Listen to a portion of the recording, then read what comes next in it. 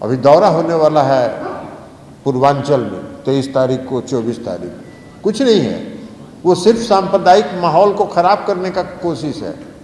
लेकिन अल्पसंख्यक समुदाय के लोगों को कोई हतोत्साहित होने की जरूरत नहीं है। जब तक नीतीश कुमार का शासन है, अल्पसंख्यक समुदाय सुरक्षित है। अल्पसंख्यक समुदाय के लोगों के ये बात तो छोड़ दिए, रक्षा सुरक्षा तो उनकी जिम्मेवारी है। जो सरकार चलाते हैं वो अगर ईमानदारी से सरकार चलाएंगे और समाज के हर तबके को मान के चलेंगे कि वो बिहार के अंग हैं, तो उनकी जिम्मेवारी है। लेकिन इसके बावजूद अल्पसंख्यक समुदाय के उत्थान के लिए जो उन्होंने काम किया है, भाई आपका अल्पसंख्यक समुदाय के बच्चे कहाँ पढ़ने जाते हैं? मदरसा में पढ़ने जाते हैं। मदरसा के शिक्षकों की हालत क्या थी? मदरसा के शिक्षकों को 3,000, 3,500, 4,000 रुपया मिलता था। क्या सलीम साहब, कितना मिलता था? आज मदरसा के शिक्षकों को कितना मिल रहा है? 60,000, 70,000 मिल रहा है। सातवां वित्त आयोग का जो अनुशंसा था उसके अनुरूप उन्होंने देने का काम किया। क्यों? इसलिए कि अल्पसंख्यक समुदाय के बच्चे पढ़े। देखिए, तत्कालीन कांग्रेस की सरकार ने एक रंगनाथ मिश्रा कमीशन बनाया था अल्पसंख्यकों के आर्थिक स्थिति का अध्ययन करने के लिए।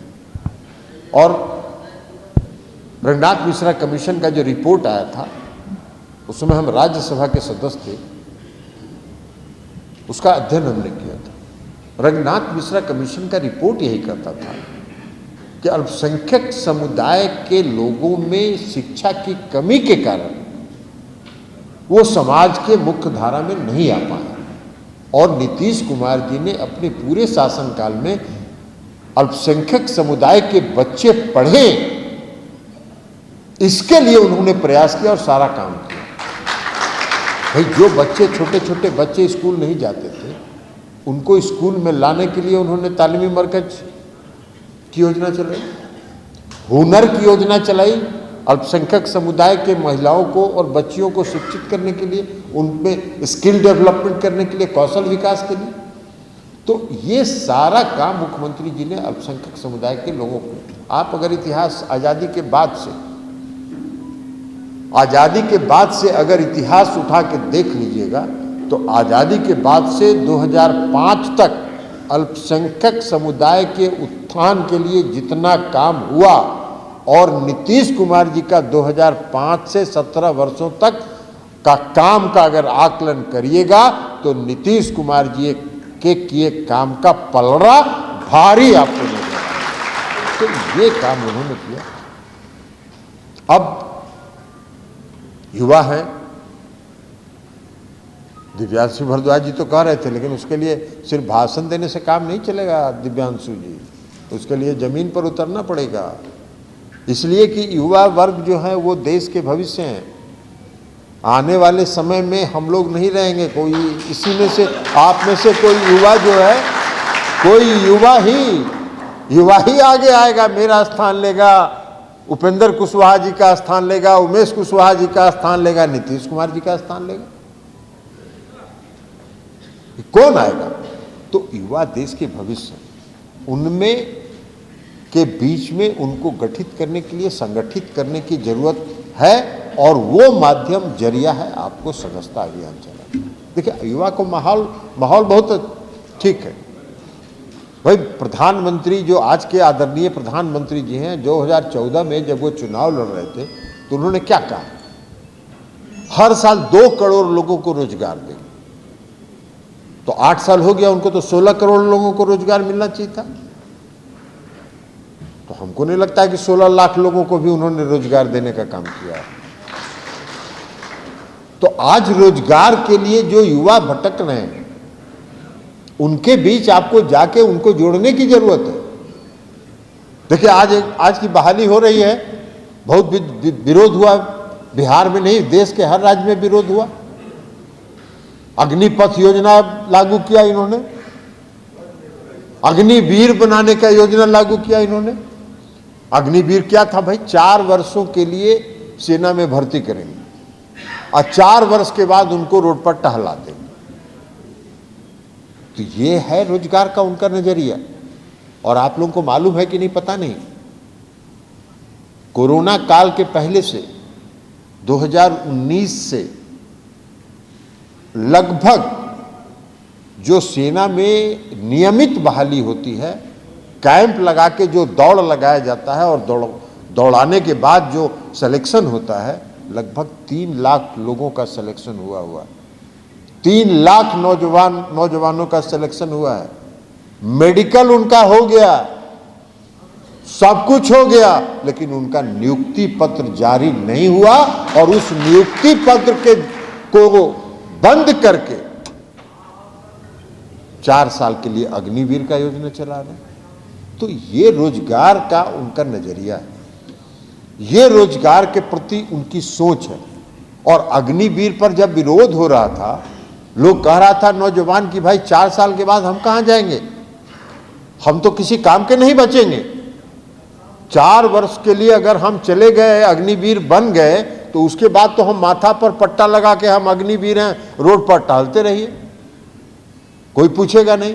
तो उनके भारतीय जनता पार्टी के एक बड़े नेता हैं, महासचिव हैं उनके, कैलाश विजयवर्गीय ने, उन्होंने बयान दिया कि कोई बात नहीं है, ये लोग अगर 4 साल के बाद आएगा तो भारतीय जनता पार्टी के दफ्तर में सबको गार्ड में रख लेंगे। ये सोच है, ये सोच है बिहार देश के नौजवानों के प्रति सरकार का और उस पार्टी का।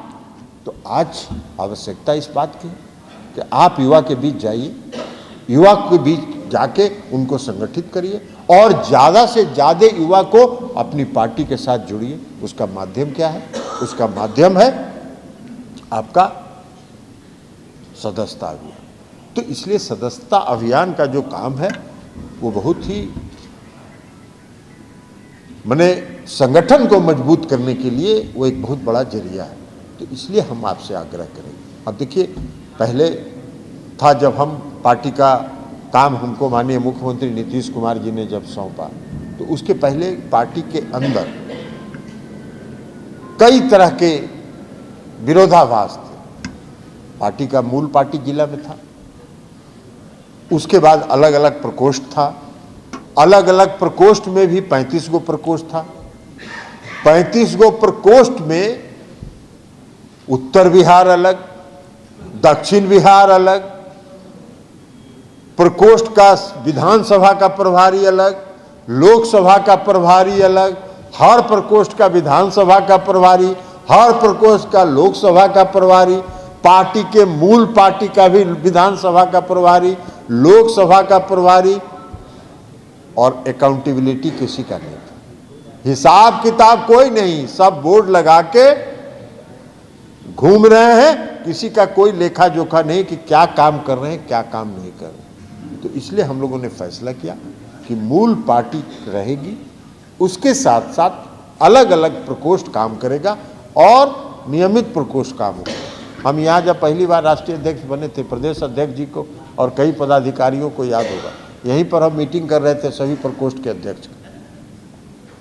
तो एक आदमी ने कहा कि हम अध्यक्ष हैं एनआईए प्रकोष्ठ का। हम कहा एनआईए? हम कहा एनआईए क्या होता है? एनआरआई का हम अध्यक्ष। हम कहा एनआरआई क्या होता है भाई? हम लोग तो जानते हैं नॉन रेसिडेंट इंडियन। तो नॉन रेसिडेंट इंडियन का प्रकोष्ठ क्या करेगा यहाँ? कौन नॉन रेसिडेंट इंडियन बन रहा है? तो कहा कि नहीं, हम विदेश से 10,000 करोड़ और 15। हम कहा यार प्रवचन मत दो, हम लोग भी नीचे से पोस्टर साटते साटते और झंडा टांगते टांगते यहाँ पहुंचे हैं, प्रवचन मत दीजिए। ये आदमी को एकोमोडेट करने के लिए और अपने चहेतों को एकोमोडेट करने के लिए प्रकोष्ठ थोड़ी बनाया जाता है। प्रकोष्ठ तो बनाया जाता है पार्टी को मजबूत करने के लिए। तो उन्होंने कहा कि अगर आपका मेरी बात आप नहीं सुनना चाहते हैं तो हम जाएं। हम का एकदम हाथ जोड़ के हम प्रार्थना करेंगे कि जितना जल्दी हो चले जाइए। तो विदा हो गए। तो ऐसा काम भी होता था, उसको बंद करके हम लोगों ने बनाया है। आप सभी प्रकोष्ठ के अलग अलग है। अब क्या मतलब है उत्तर बिहार, दक्षिण बिहार, प्रमंडल वाइज ऐसा कहीं होता है क्या? प्रमंडल का प्रभारी, तो विधानसभा का प्रभारी, तो लोकसभा का प्रभारी, एक दूसरे पर सब हाकिम बना हुआ। कोई हाकिम बनने का जगह थोड़ी है।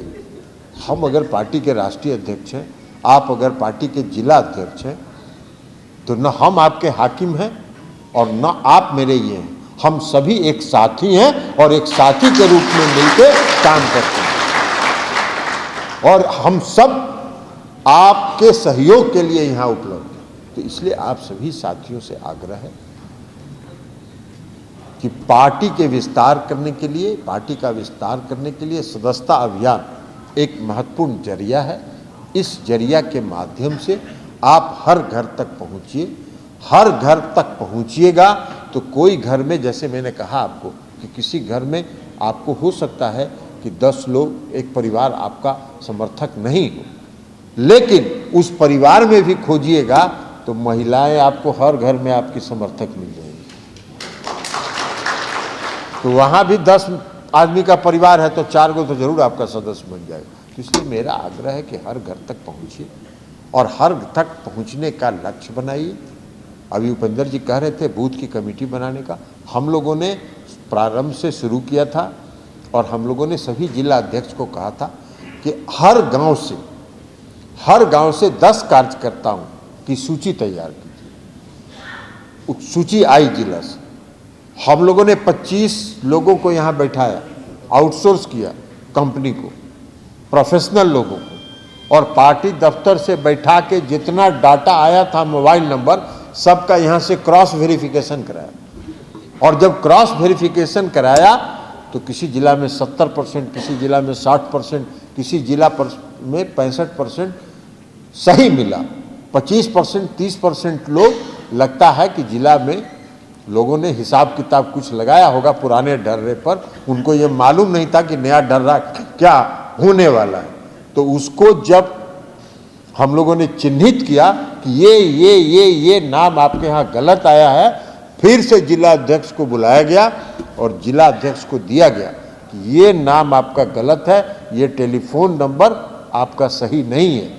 वह भी जाके फिर करेक्ट हुआ और करेक्ट होके आया, उसका भी सत्यापन हुआ। लगभग 2,30,000 है, करीब 2,30,000 कार्यकर्ताओं का आज डाटा हम लोग के यहाँ, जो हर गांव में हमारे कार्यकर्ता हैं, उनका डाटा हमारे यहाँ प्रदेश कार्यालय में उपलब्ध है। अब हम लोग इसकी व्यवस्था कर रहे हैं कि हर दिवाली में, दशहरा में, छठ में, ईद में, बकरीद में, मुहर्रम में, हर पर्व त्योहार में सबको यहाँ से राज्य पार्टी की तरफ से सबों को शुभकामना भेजा जाएगा। और सब लोगों, जो कार्यकर्ता गांव में है, उसको भी लगेगा कि प्रदेश कार्यालय से हमको सम्मान मिल रहा है और प्रदेश कार्यालय से हमको मिल रहा है। तो ये सारी व्यवस्था हम लोगों ने किया है, हम लोग कर रहे हैं और भी ठीक कर रहे हैं। लेकिन आप सभी साथी जो प्रकोष्ठ के साथी हैं, आपसे आग्रह और विनती है, आपसे अनुरोध है कि जो लक्ष्य दिया गया है आपको, ठीक कहा उपेंद्र जी ने, जो लक्ष्य आपको दिया गया है वो न्यूनतम है। अब अधिकतम कितना ले जाइएगा, इस पर जो प्रकोष्ठ टॉप करेगा उस पर हम लोग बाद में विचार करेंगे कि साहब उसको पुरस्कृत किया जाए, कैसे पुरस्कृत करना है। और यहाँ से इस संकल्प के साथ जाइए कि हम लोग जो लक्ष्य है उस लक्ष्य को पार करेंगे और उस लक्ष्य को पार करके हम लोग जनता दल यूनाइटेड का सदस्य बनाएंगे और अपने नेता आदरणीय नीतीश कुमार जी के हाथ को मजबूत करेंगे, उनको सशक्त बनाएंगे। यही आग्रह और विनती करते हुए हम अपनी बात समाप्त करते हैं। बहुत बहुत